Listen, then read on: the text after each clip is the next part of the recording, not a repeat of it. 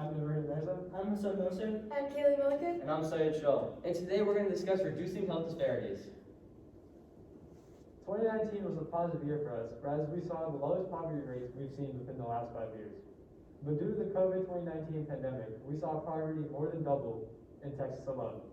This is because of job shortages and wage cuts. Poverty limits access to resources that enhance the quality of life, which has a significant impact on population health outcomes.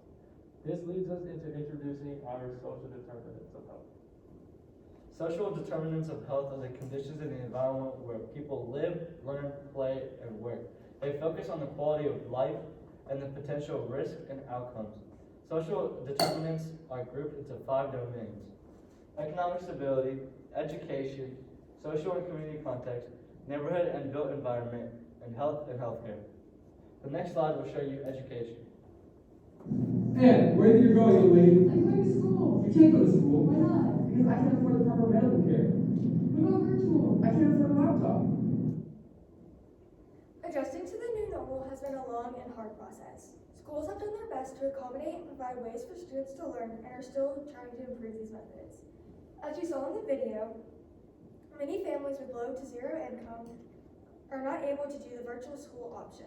They can't afford a laptop to do their schoolwork, and if they can, they may not have internet access. In this situation, parents have to send their kid to in-person school.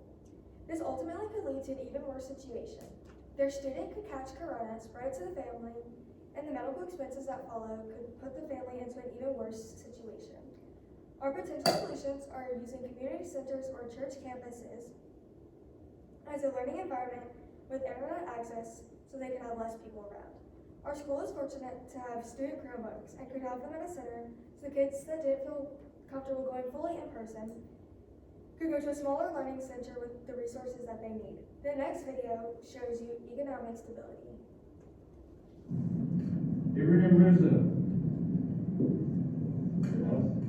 I'm sorry, but we gotta let you go to the good. Really? Yeah. Oh, man. Economic stability. Economic stability has 3 major categories: a person's employment, food, and housing. 1 out of every 10 people in the United States live in poverty. This pandemic is detrimental to those people because they are unable to provide these basic needs. A solution to this can be to hold job fairs in town center and have more employers offer part-time jobs. It may be less money for the time being, but it can provide a source of income for those people. In fatal times, we need to come together and help our community because anything is better than nothing in times of desperate need. Health and healthcare. Our health is widely determined by access to our healthcare. Poverty limits one's access to the proper medical care and the proper personal protective equipment, also known as PPE. PPE consists of masks, gloves, and hand sanitizer. The inability to access the proper PPE may result in catastrophic events, such as if someone is unable to get a mask, they're not able to enter a grocery store and get their basic necessities they need to not only provide for themselves, but their family. Another instance of this is found in COVID testing. COVID testing can cost up to $150. And if you're unable to pay that, you may not be able to show up to a job interview or even fly back to see your family. A possible solution we have for these problems is a PPE drive, where we would hold a fundraiser, raise money, and then use that money to buy masks, gloves, and hand sanitizer to hand out to people in need. The next video is going to show peer pressure. Hey, bro, you've got to try some of this stuff. Bro, you got to. We all drink this stuff. You're saying you hang out with me? Yeah, bro. I do it all the time. You're doing this. Okay. How you like it? Hey, boy, what are you guys doing? No, what are you doing? Put in those jerseys. Illustrating the video, peer pressure is a very real thing and can have very negative impact on someone else. Like in the video, the 2 athletes lost their position on the team because of their actions. A lot of people have a false narrative that in order to fit in, you have to do what the people around you are doing, which is simply not true. Due to that, the drug and alcohol abuse has been going up at a substantial rate for the past couple of decades. It's now not only found in high school, but also from the middle school. Consequently, 31% of teenage accidents involve a drunk driver. A possible solution we've come up with is to educate the youth better. For instance, Kingwood High School had a guest speaker come in and he talked to us about his experiences and what he had to go through after being addicted to drugs and alcohol in high school, and how it carried on with him throughout his life. It was truly an inspiring story, and it opened up my eyes and the peers around me. I believe that if everyone heard a message like his, that it could potentially save many, many lives. This next video is going to show discrimination. Whoa, Nazi! Where you going, bro? I want to hear 4 eyes. I can't see 4 eyes.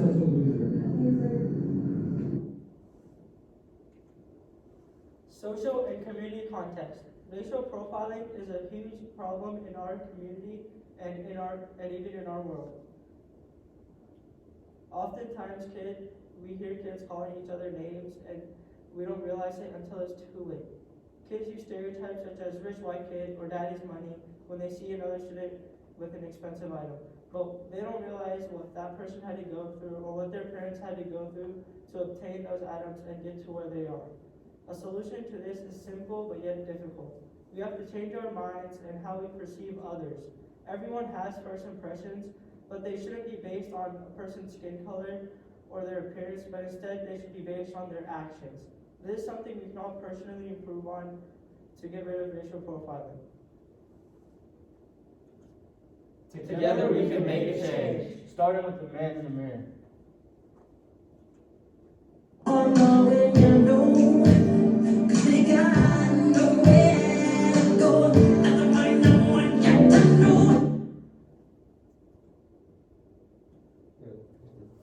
Hey, I think that's our best That one. one- Yeah, that was pretty good. That was pretty good. Uh-oh, I think that one was short though.